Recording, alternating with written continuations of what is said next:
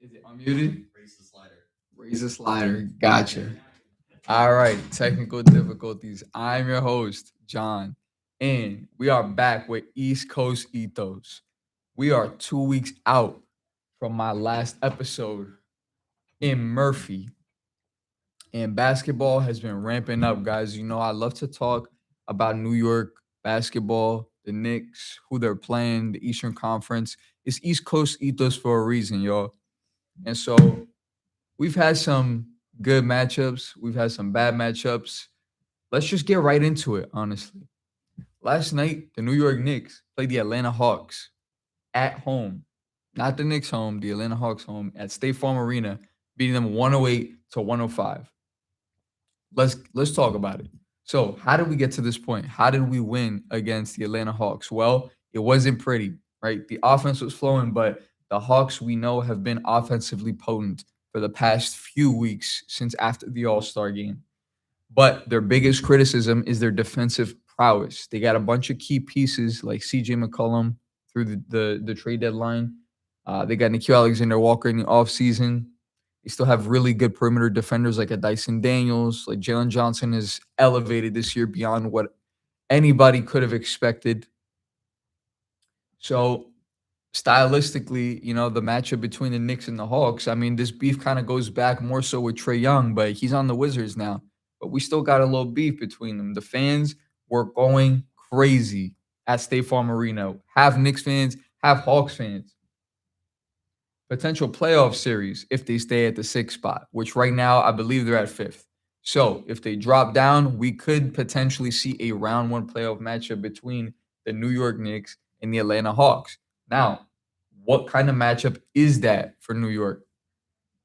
Well, in my opinion, I believe they need more reliable defenders in the paint.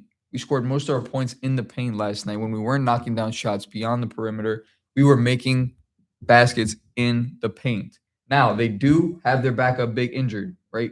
In Jock Landale, but he's not going to cut it as a backup big when you got Karl Anthony Towns at the five and then Mitchell Robinson coming off the bench as our backup big. He is one of the most elite rim protectors and offensive rebounders in the NBA. There is no way Jock Landale comes off the bench and matches up well and boxes out successfully every possession against Mitchell Robinson or Cat, who is the second best rebounder in the NBA this season. Okay, despite his shortcomings. Despite some of the weaknesses that the Atlanta Hawks have in their team, they have been on a crazy win streak. 11 games since February 22nd, all the way up to March 18th. 11-game win streak. All in all, they're 17-3 in their last 20 games. In their last 20 games, they're one of the most successful teams in the Eastern Conference, coming back up from a very subpar record that they've had basically being in the play-in tournament for most of the season. The Knicks offense is currently third in the league, while their defense is still within the top 10. It's dropped a little bit due to several defensively flawed games within the past five. Atlanta led for most of the game last night with the Knicks knocking on the door till the very end, where they let themselves in towards the end. There were runs where there would just be offensively inconsistent plays, dribble handoffs, play actions just weren't going our way, some sloppy turnovers, passes that just weren't getting to the right guy, shots weren't going in, but we still came back and got the win because in the fourth quarter, Captain Clutch, Jalen Brunson, came back and scored 17 points in the fourth quarter. What a dynamic finish. 17 points in the fourth and 13 dimes to finish the game. And they talk about Jalen Brunson not being able to move the ball. Well, you don't just get 13 dimes off of nothing, guys. The ball movement is looking good. The thing is, this is one of the most inconsistent top teams in the NBA that we've seen in recent memory, in my opinion. They could either be at the precipice of like a finals appearance or barely beating the Brooklyn Nets. So that is one of the harshest criticisms I could possibly give my New York Knicks, among other things, of course, without delving too deep into it. There are some issues there, and obviously the game last night kind of showed that a little bit.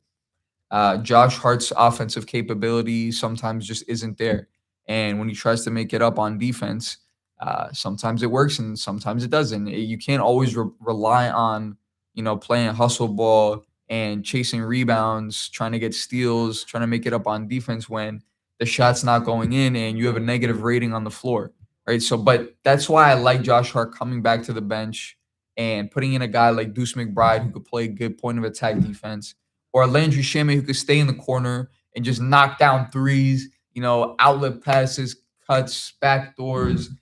I love players that can be dynamic like that, especially like 6'4", 6'3", where Landry Shamit's at, or like a 6'2", two guard, and Deuce McBride, who recently came back from his sports hernia injury, slowly getting back into the rhythm of things, knocking down shots, providing good offense, good defense. But it's going to take time.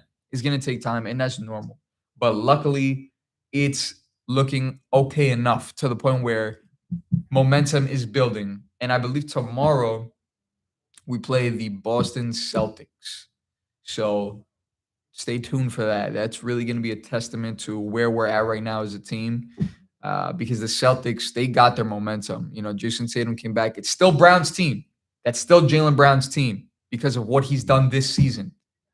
But they are undoubtedly the best scoring duo in the NBA currently, and they have been for the past 5 years. And I'll wait for you to give me one more duo who could possibly be better in efficiency and effectiveness on the court than Jaylen Brown and Jason Tatum. This comes from a Knicks fan. I hate the Boston Celtics. I'm just being honest, y'all.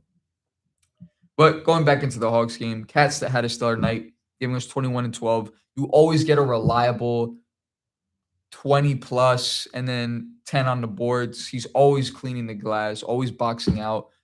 It's a great asset to have, even though the playbook isn't fitting his role as much as we'd like.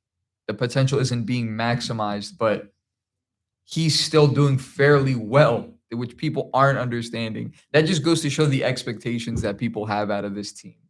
But we played with tenacity and aggression.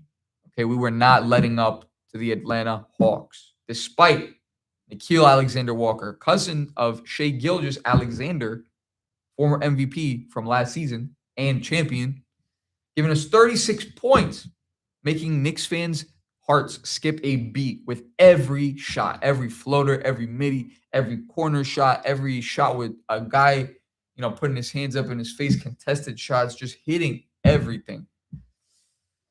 And again, towards the end, we were down by, or the Atlanta Hawks were down by 3, but CJ McCollum bringing up the ball, inbounds it, dribbles it around Jalen Brunson around half court, shoots the 3, bang, makes the shot. Again, everybody's heart skips a beat in that moment, but he just barely missed the buzzer. He did not have time on the clock. He released it from his hands after the shot clock, so it did not count. And then that's how the Knicks took their win last night. And so just expanding a little bit on the situation with the New York Knicks, right? So currently it is April 7th, 2026. We have 10 days remaining until the beginning of the play-in tournament, right? So right now, the play-in is being fought over by 4 different teams. We have the Toronto Raptors, who are still currently sitting at the 7th spot, I believe. Yes, the 7th spot. The Sixers, the Hornets, and the Orlando Magic. And they're all duking it out to get past that play-in tournament and get into the 6th spot, where they have a guaranteed spot in the playoffs this year. So they don't have to fight for it with all these wild card teams. So whoever gets the 6th spot is inevitably going to run into the New York Knicks in round 1, because the New York Knicks recently clinched the 3rd seed. Of course, it's still possible to lose the 3rd spot, but as the games go by, as previously mentioned, there's 10 days left until the play-in tournament. It's highly unlikely that the New York Knicks lose that spot and drop to 4th, where they would have to play the Atlanta Hawks. So let's get into some of these teams and what it means for them to be in round 1. Who do I think is the best matchup stylistically against this New York basketball team? Well, taking into account some of their shortcomings and some of their strengths, let's start with the Philadelphia 76ers. We all know the Joel Embiid issue. We all know the Paul George contract, his injury history. Tyrese Maxey has lost time this season, and he's inarguably their strongest player. That is their key piece. That is their centerpiece. That is the guy you build around. The process is over. Joel Embiid, eh, although he can still hold his own and putting up good numbers when he's healthy, he is not the Joel Embiid from 2023 when he won, MVP. Or it's just not happening, right? And you see sparks and flashes of Paul George coming back and looking like himself from a few years back, but how long is that going to last? I don't know. I don't know. They also lack depth on the bench. I mean, they have Quentin Grimes, they have Oubre, they have some guys on the bench that could come off and give you buckets, but it's not really a team that you're going to make it to a second, third round, God forbid a final. Um, if it hasn't happened up to now, it's most likely not going to happen in this current season.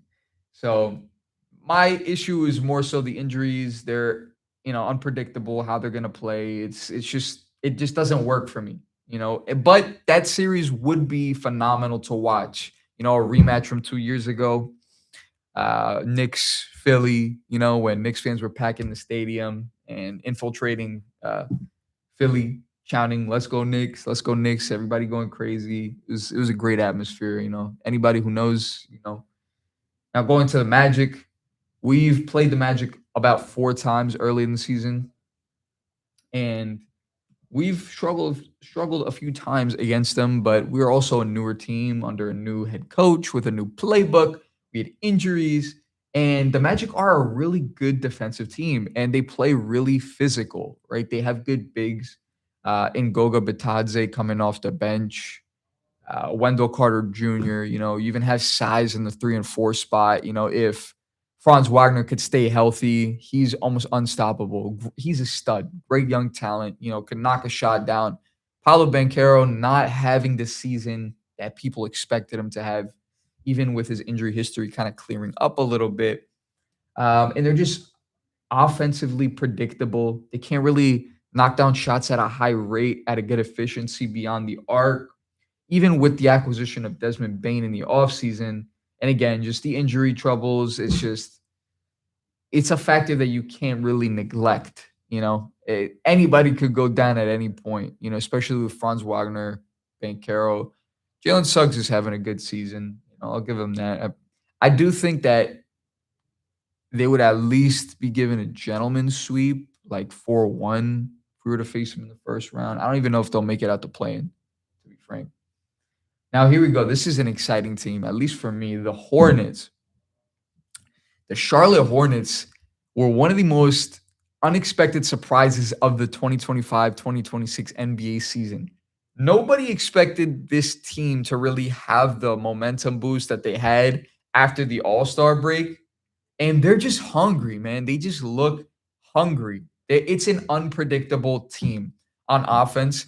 The playmaking, the spacing, and the shot creation that LaMelo Ball offers for his team is just something that you can't contain, right? And they had injuries last year, which who knows, maybe last year could have been the year that we saw this same momentum boost, the same aggravated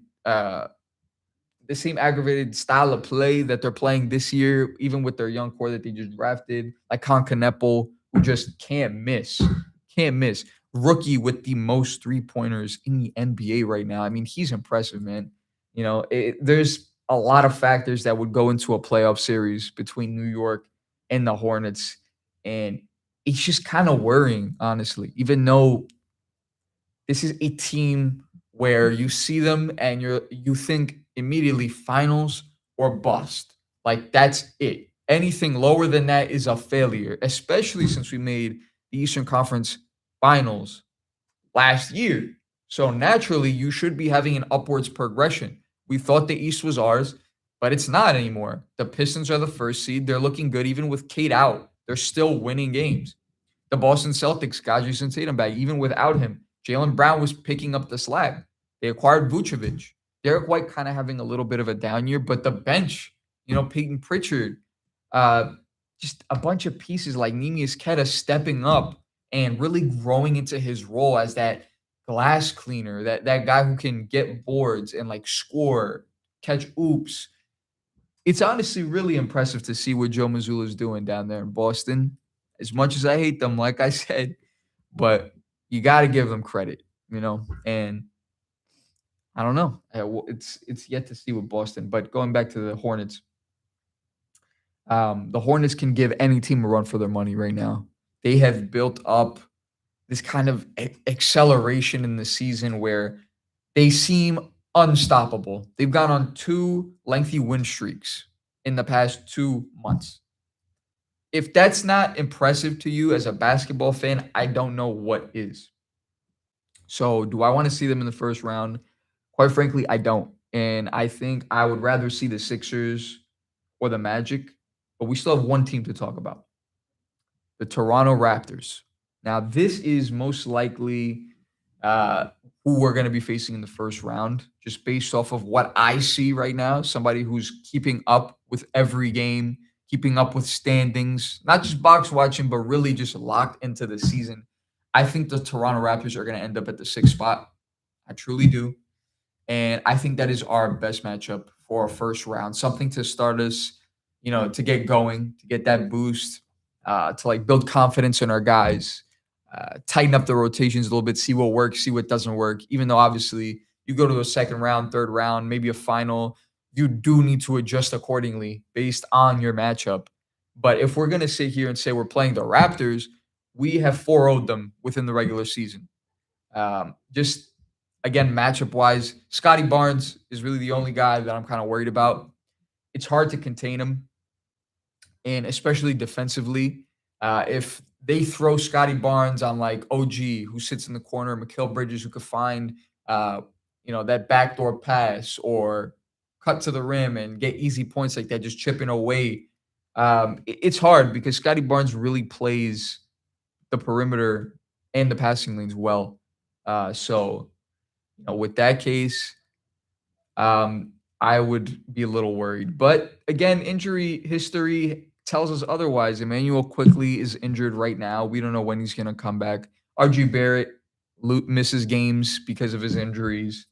Brandon Ingram recently came back, and they acquired him in the offseason to be that primary scorer, right? Who's going to be sitting there and just getting repeated buckets over and over and over. That is his job. Go out there and get buckets. We're running plays around you. We need you to score. When we're in crunch time and we need a clutch shot, we're going to Brandon Ingram, right? Especially if Quickly's out. But Brandon Ingram isn't playoff tested. Brandon Ingram hasn't been faced with this kind of adversity, like playing a top contender like the New York Knicks. And especially when you watch Raptors games, you see his inconsistency. He could drop 30 one night, and 10 the next. And you can't have that if you're already in an uphill battle when you're the Toronto Raptors and you need to get past the first round. It's just not going to happen, especially if you throw an OG Anunoby on him, you throw Mikal Bridges, you throw Deuce McBride. It's going to be hard. It's going to be difficult for them, And again, they're not really a battle-tested team, which is the case with most of these teams, right? Going from 7 to 10 spots in the Eastern Conference. Obviously, you have 3 really, really good teams at the top on the Eastern Conference, and then just 6 to 8 very confusing but powerful teams in the West. And I say confusing because any of those teams from 1 to 8 can really make a push. And in the East, I just don't think that's the case. I think it's just an exception with the Hornets, and that's about it. And, you get past the first round if you're the New York Knicks, right? As a fan, as somebody who watches every game, like I said, you expect the Boston Celtics in a rematch game in round 2. And that is where we start to worry a little bit because, in my opinion, Boston is better this year than they were last year. And I'll tell you why. Jaylen Brown has found his footing being in an offense that's elevated towards him. It's no longer the, how do you say, the cover of the magazine, the guy, the face of the franchise as Jason Tatum. We saw in the finals 2 years ago that Jaylen Brown won the Finals MVP. Jaylen Brown was having those impactful games that were winning them, you know, every series, going from game to game up until the Mavs, obviously, unfortunate end. Um, and Jaylen Brown is he's just really grown into himself as a player. Like he's in the MVP ladder ranking this year, um, among other incredible players like Jokic, like Wembanyama. Well, that's a discussion for another time because, of course, with the 65 game rule, some of these top players might, well, they won't be considered. They won't be considered, which is a whole different topic. But my point is that Jaylen Brown, that is his team. The offense runs through him. Um, their bench is just more versatile. It's deeper than it was last year. You don't have an aging Al Horford at the five anymore. He kept up during the finals run in 2024, but now you have Vucevic, who, although he's been injured quite a bit lately, he can come back, get rebounds, score, low post, high post, whatever you need him to do. Occasionally can shoot the three every once in a while. We know Missoula likes to run um, five out plays where, guys are just chucking up shots. So Vucevic definitely fits into that system well. Even though he's aging, he's not a star. He still provides something for them that's intangible. You can't really make that up with anybody else. And they have somebody who can, go head to head with Mitchell Robinson on the Knicks. They have Nemius Queta. Like he can really come off the bench and make an impact like how we have Mitchell Robinson. And that's scary to think about because Mitchell Robinson is the anchor on the defense. So if Nemius Queta is sitting there and putting up a fight with Mitchell Robinson, if the offense isn't flowing, it's going to be difficult to get defensive stops. So let's hope that goes well. And obviously, Jason Tatum is back. He's back in rhythm. He's getting back in rhythm, and he's back in rhythm. Any night he could just drop 30 and 10. Phenomenal player. And they're hungry. They're hungry too. They want their win back. They want their get back from last year. Nobody expected the New York Knicks to beat the Celtics off of, their contention in round two.